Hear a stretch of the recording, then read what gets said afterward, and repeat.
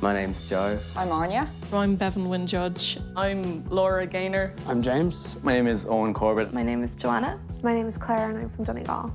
I found SpunOut when I was like 15, 16, and I learned there was so much power in words that SpunOut provided. Well, I think in Ireland, for me, it was the only place to go.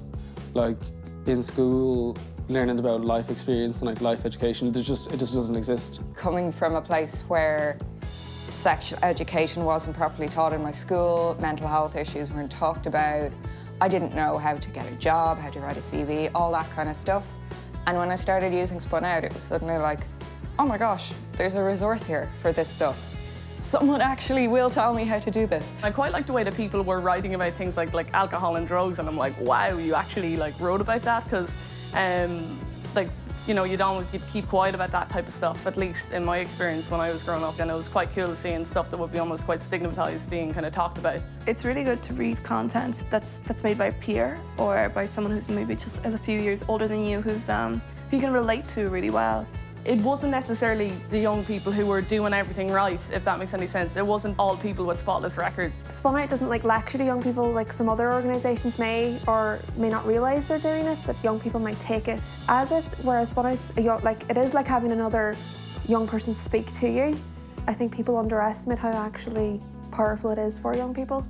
It was just other young people going through what I was going through, and it made me feel like it was okay to feel that way or to have those problems. I did start to use it for myself then, and it was like, oh, I'm not feeling too good. Maybe I should look something up on there. And it was SpunOut that led me to getting help for my own problems and my own mental health issues. Just went on a SpunOut, looked for one of their pieces and found, and I was like, oh, like this is actually a thing. I'm not just like afraid of nothing. I have anxiety issues, and it was only through finding proper opinion pieces in SpunOut that I was able to deal with that issue. I think SpunOut kind of ingrained in me that I was actually entitled for people to listen to me.